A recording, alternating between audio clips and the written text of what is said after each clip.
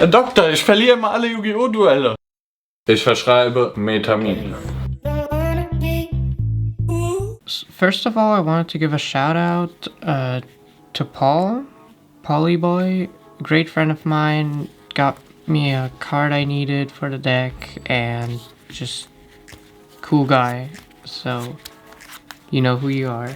Ja, herzlich willkommen, meine Damen und Herren, bei Metamin. Und hier gibt es wie immer die volle Dosis Yu-Gi-Oh!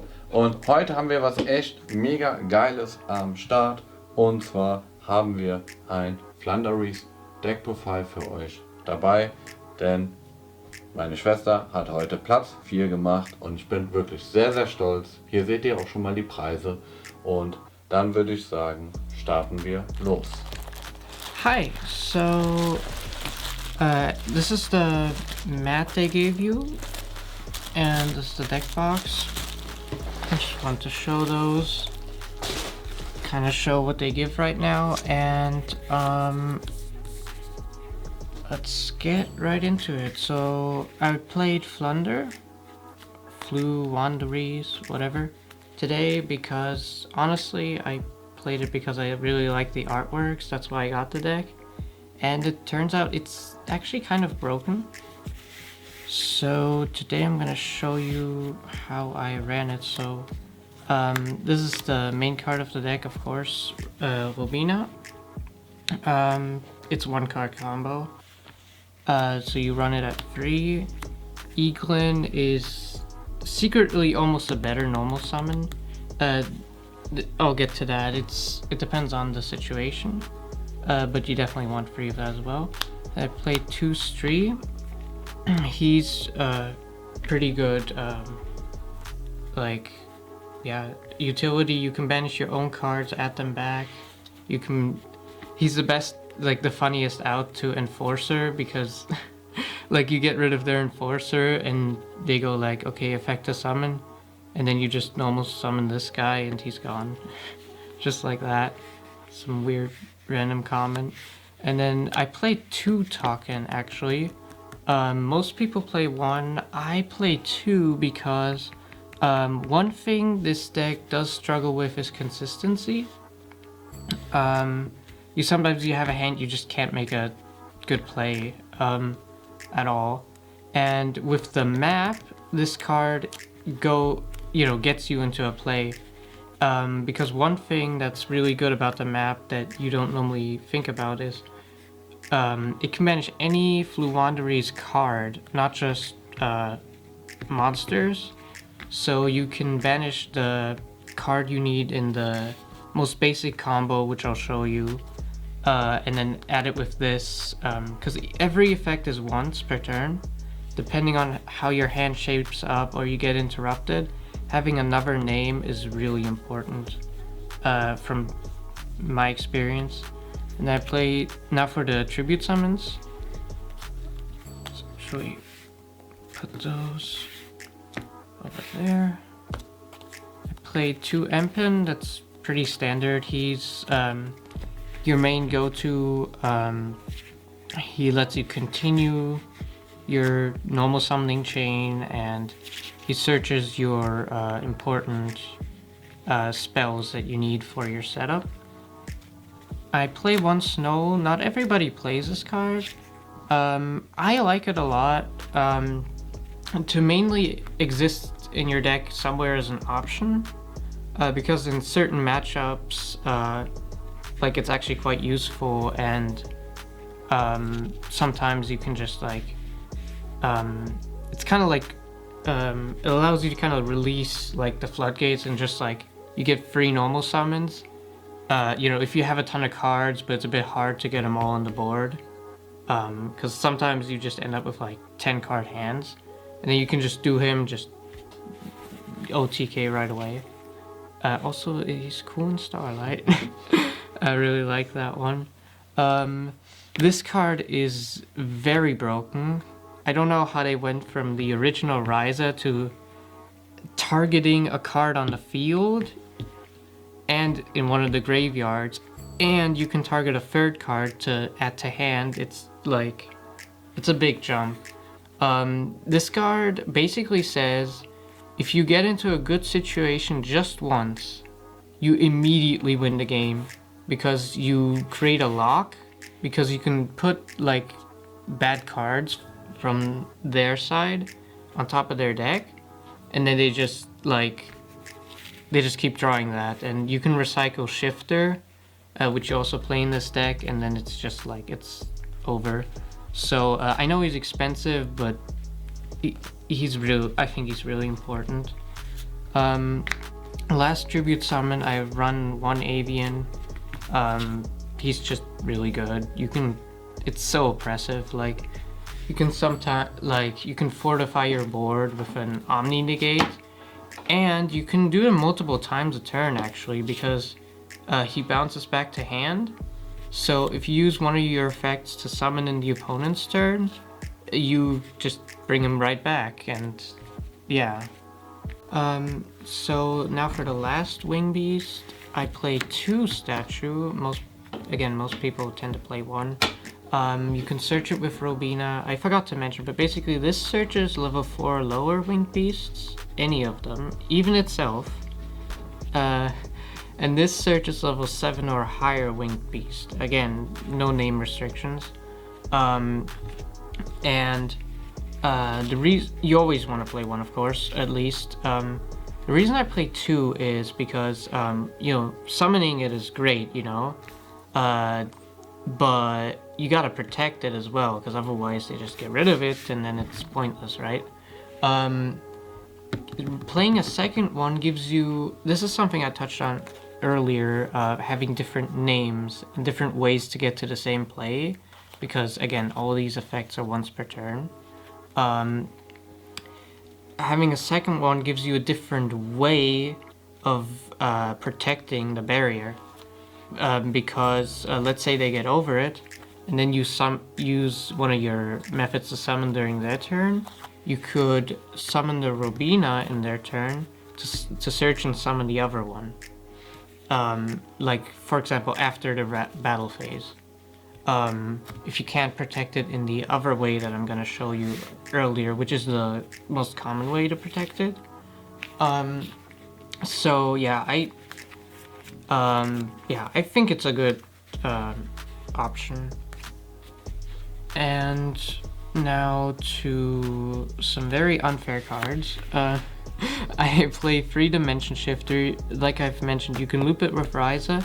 This deck is, not only does it not care about like your stuff getting banished, you actually like get an advantage from that. It's actually better for you. For example, all the little ones, all the level 1s, they all banish themselves when they leave the field, even with evenly.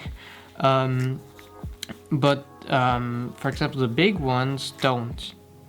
So they go to the graveyard. To get it back, to recycle it, you would have to banish it from the graveyard.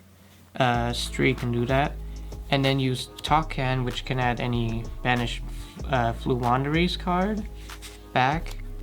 So, like if you have these active, then you don't need to go for Stree. You can just immediately get it back. So basically, this deck can also kind of play for infinity. But anyway, like this doesn't bother you at all. It actually helps you. There's only one effect in your entire deck that it like blocks out, and everyone else, they suffer. Especially if this can just be game with Ryza. These are limited, but this one, you just loop it with Ryza, and they just can't play. So yeah, I definitely recommend these. They were very good today. Like almost any matchup, they'll put in a lot of work. Like Sword Soul, like pretty much anything in the meta, or like that Brave token hunk. Then for consistency, I play 6 pots. That's standard. You can choose Prosperity, Extravagance. I don't have Prosperities. I just they're both good. Yeah, you can do both of these in the same turn, so it's really nice. it adds a lot of consistency and draw power after you know, you side in some cards to see your side deck cards. It's very good. You don't special summon really at all, so it doesn't bother you. Then this is the field spell of the deck. You want to see this like every time. It gives you an extra normal summon, so it's a very important extender. This is also very good for playing around interruption. Like you can chain block because they activate to come back to your hand if they're banished, and you summon a winged beast, any winged beast. So let's say you just have like this. You can activate this to reveal, then you summon, and then you banish one from deck, and then chain block. You know, no ash, you know, gamma, everything. So it's really important with this deck to, because you don't have many ways to extend because you're based on normal summoning. Really important to, you know, find ways to get around that. And if this is one of the two ways, during your opponent's turn, if they normal summon, this activates and then you can normal summon, which is very good with statue to protect it. I'll show you. This is the new support card they just got. Really, really good. It does so many things all in one. It gives you 500, which is great in timeout. So you can banish from your hand or field like a winged beast, any winged beast actually, and then you can add any Floowandereeze monster. So you can, if you need a small one to get started, if you need a tribute summon, or you could also add the field spell if you're missing that. Banishing one allows you to you know, do the chain blocking thing I just mentioned, to set that up if you banish a small one. This also allows you, again, playing through disruption, you know, to dodge Veilers. You summon this, they Veiler, Imperm, Widow Anchor, whatever you chain, it banishes as a cost, misses target. So it does like way too many things at once. It's really good support for the deck. Without it, you really don't want to play it, honestly. Then this card, this is insanely broken.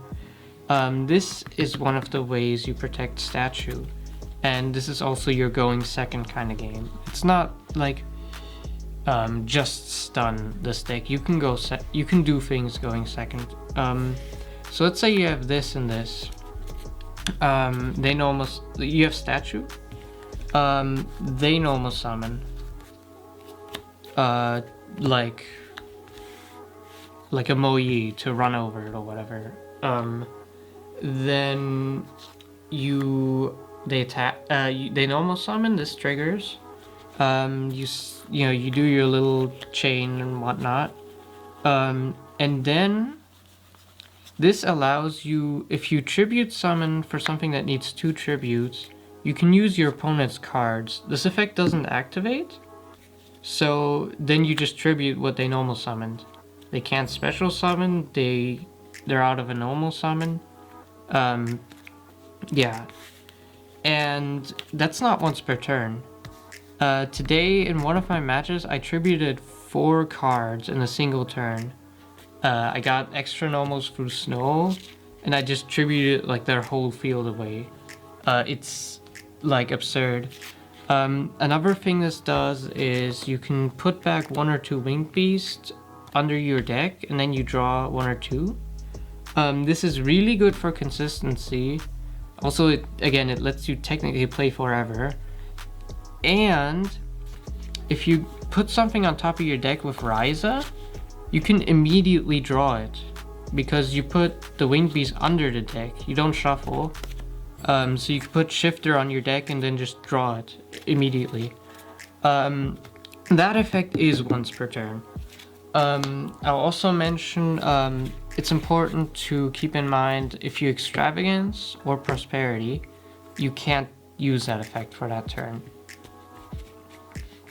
Gets missed often. So this is the other way.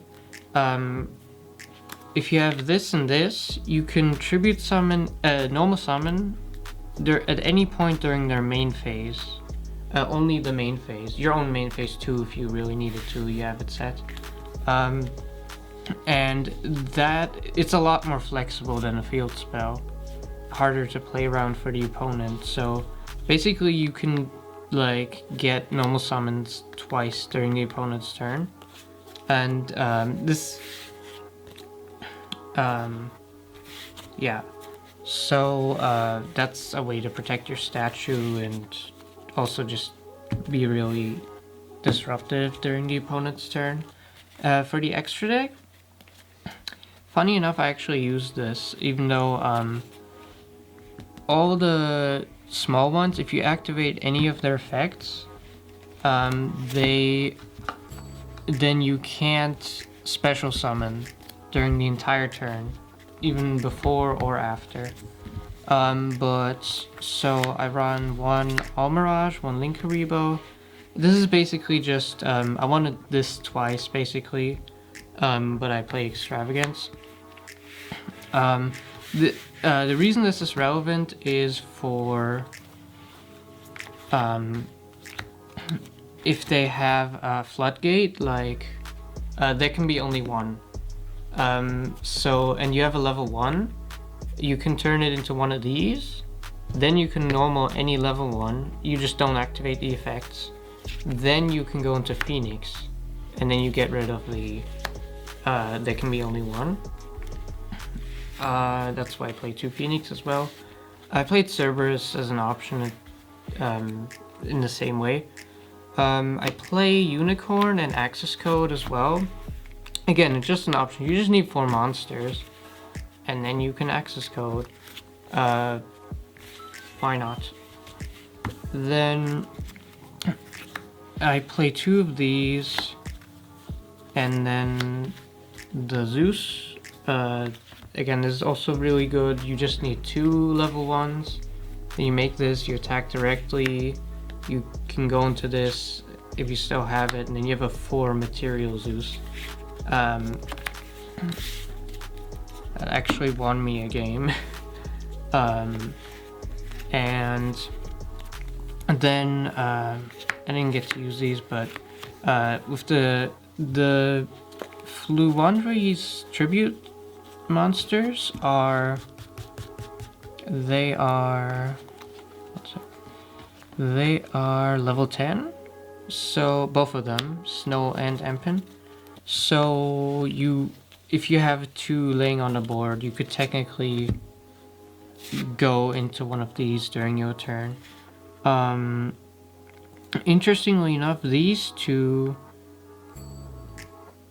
they actually don't have the special summoning restriction at all with their effects. So that's something to keep in mind if you're, doing an extra deck turn.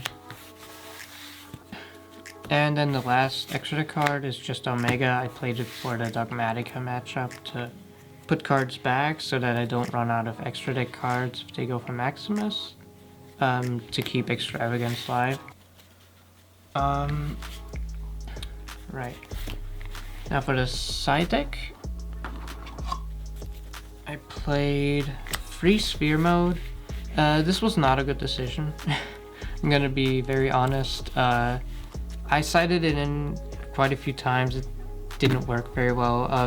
Theoretically, you contribute their board and then you use the field spell to get an extra summon and then just play after getting rid of their stuff, but there's so many ways it can go wrong. Like, they just have 2 monsters and you can't run Lava Golem.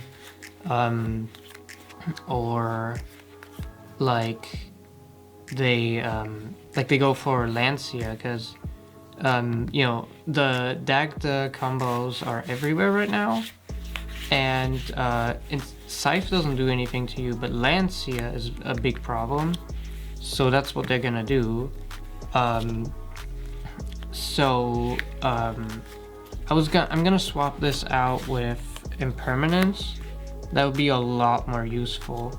You just negate, like, just being able to choose one of the problem cards to negate a lot better. Dark Seymour, this is for like Eldritch or upper trap matchups. You summon it going first instead of like the statue, and then they cannot set cards anymore, so it's, yeah, it's very nice for that. You can search it with Eaglin. I played Free Cosmic and Harpies for, yeah, again, like trap matchups. Twin Twister I wouldn't really recommend because you don't want cards in the graveyard.